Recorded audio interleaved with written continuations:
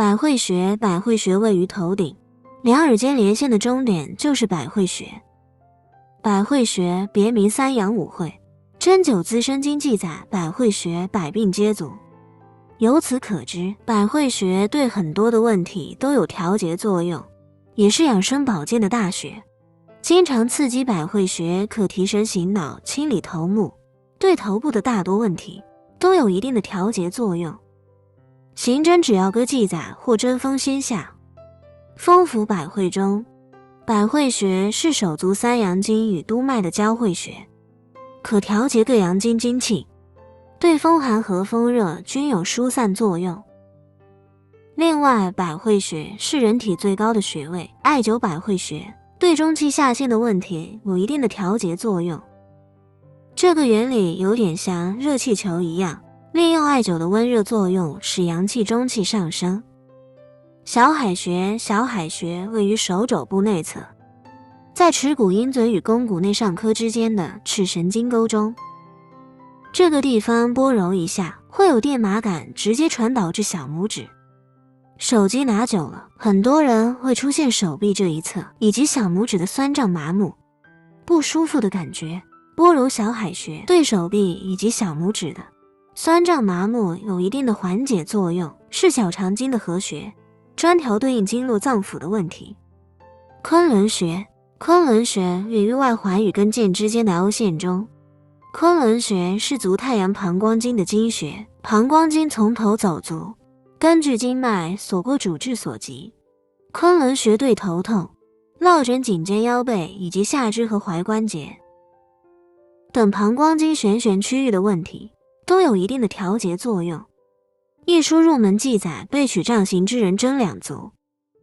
昆仑能够头杖而走，背曲就是弯腰驼背，杖行就是拄着拐杖行走，头杖而走就是能把拐杖丢掉。走路由此可知，昆仑穴对腰腿部的问题有比较好的调节作用。水分穴，水分穴位于肚脐上1寸，前正中线上。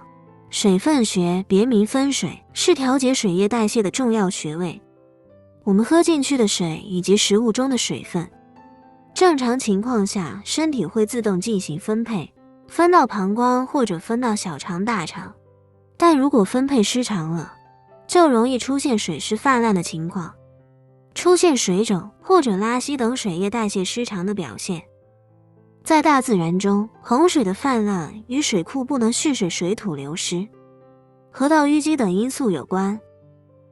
而水库相当于我们的肾和膀胱，水土流失相当于脾的功能失常，河道的堤坝不坚固，自然不能抵御洪水。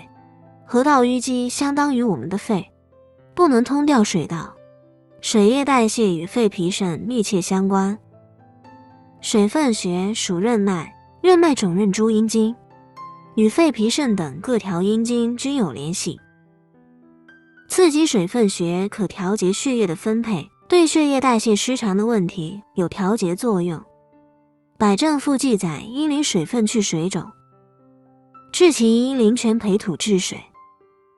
水分穴分流引导，两穴相配共治水湿。而洪水的泛滥与阴雨绵连、阳光不足也有关系。太阳为天之阳，艾草为地之阳，所以这两个地方可以用艾灸来补足阳光。曲折穴，曲折穴位于肘横纹上，在这个肱二头肌肌腱的尺侧缘凹陷中，就是曲折穴。黄帝内经记载，心肺有邪，其气流于两肘。我们身体的肘窝、腘窝、腋窝、腹股沟都是邪气比较容易流至的地方，称之为八虚。曲折穴是心包经的合穴和治内府。曲折穴对心主血脉和心主神志的问题都有一定的调节作用。在这个肌腱的桡侧是肺经的合穴，曲折穴一个是心包经的合穴，一个是肺经的合穴，合治内府。所以说心肺有邪，其气流于两肘。我们平时可以用空掌拍打肘窝，对心肺的问题，比如胸闷、咳嗽、气喘、心火旺，有一定的调节作用，可梳理心肺之气。另外，此折穴也常用于急性肠胃的问题，如急性的腹泻。少海穴位于手肘内侧，肱骨内上髁前缘就是少海穴。少海穴是心经的合穴，五行属水，合之内府。上海穴对心的功能有一定的调节作用，常用于心火亢盛、心律不齐以及神志问题。另外，白正赋记载且入两臂顽麻。上海就傍于山里，手臂的软痛、麻木、颤动，我们就可以找上海穴。涌泉穴，涌泉穴是肾经的第一个穴位。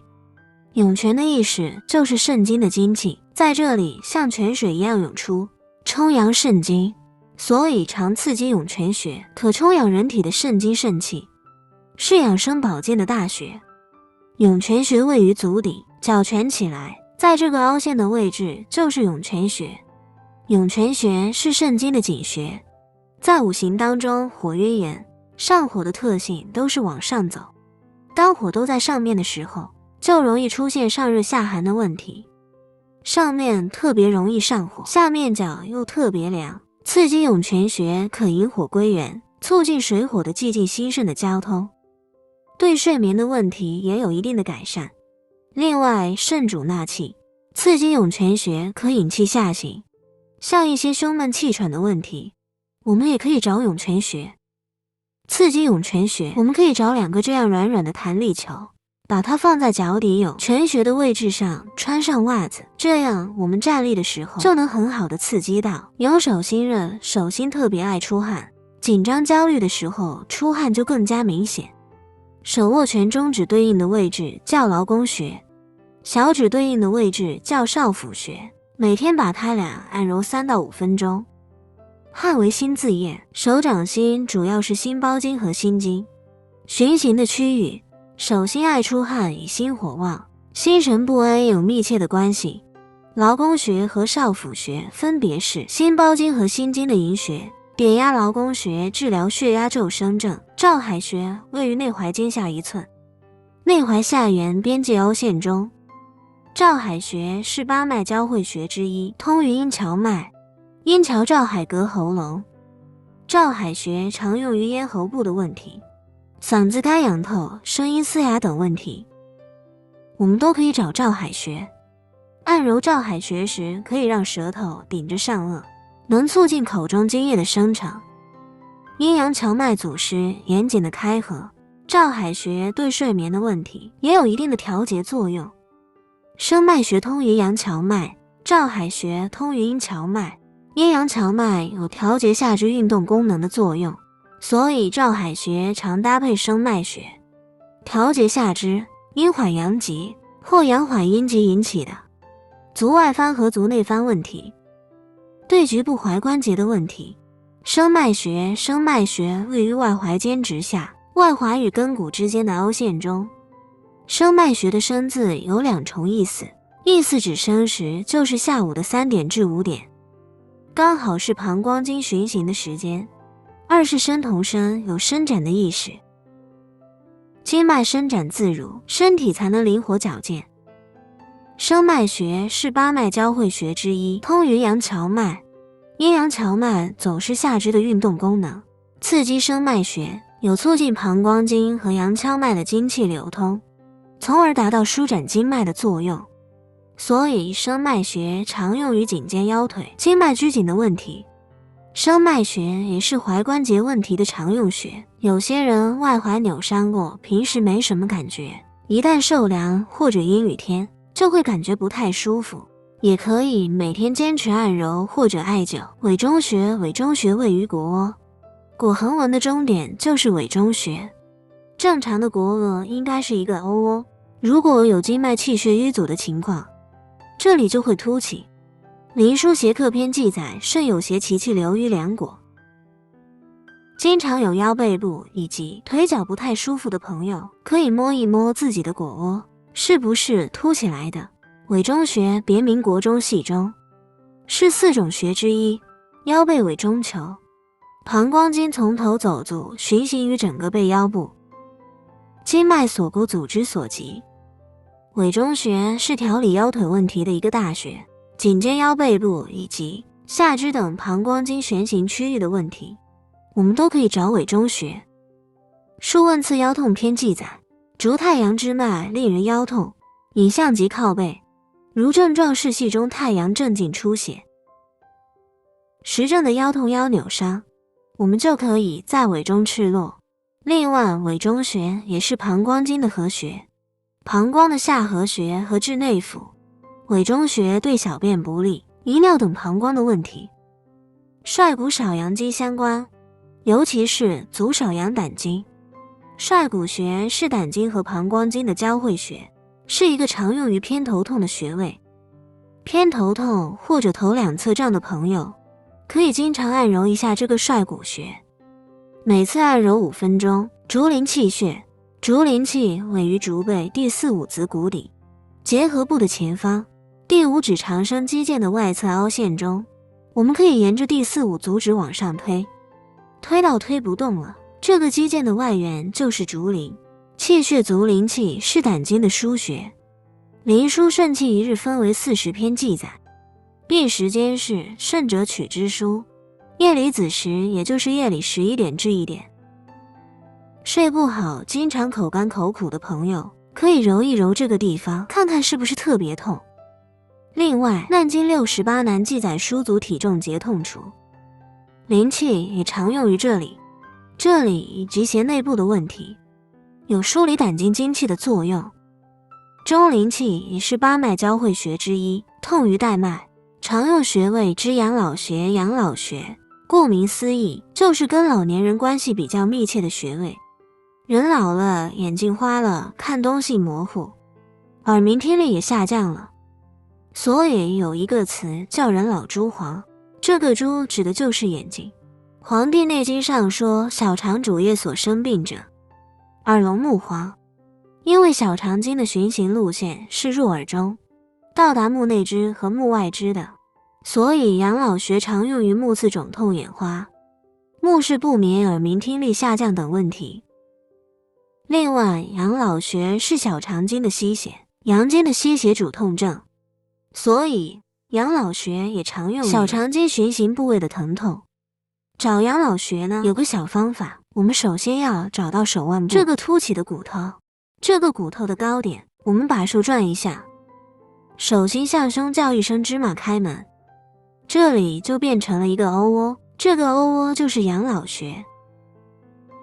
养老穴或许不是我们身体上最重要的穴位，但却是比较适合老年人的保健穴位。家里有老人的，可以把这个穴位分享。这个是承山穴，能缓解我们小腿部的酸胀和疲劳。我们在站立或走路的时候，小腿也承受着我们身体的大部分重量，所以我们走路走多了，站久了，都会感觉小腿很酸胀。有的人还会出现肿胀或小腿抽筋的情况。通玄指腰腹记载经转而疼，血承山而在早，这里的经转即指小腿抽筋。我们可以每天按一按这个承山穴。承山穴属膀胱经，位于小腿腓肠肌2块肌腹与肌腱的交角处。我们脚尖踮起来的时候，这里会出现一个 O 窝，就是承山穴。这个尾长期就像一座山一样，承山穴刚好在这个山谷的位置，承接着这座大山。下继养心阴溪穴，阴溪穴位于腕横纹上 0.5 寸，此侧腕脐之间的桡侧缘。夏季为1年之中最热的季节，属阳中之阳，在夏季心阴虚的人会非常难受，特别爱出汗，心悸烦躁失眠。数问阴阳异象大论说，阳盛则生热，能冬不能夏，所以心阴不足的人最怕过夏天。阴溪穴是心经的溪穴，如果夏天让你很难受，不妨多按揉一下这个穴位，滋养心阴，宁心安神。汗为心之液，晚上睡着了出汗，这叫盗汗。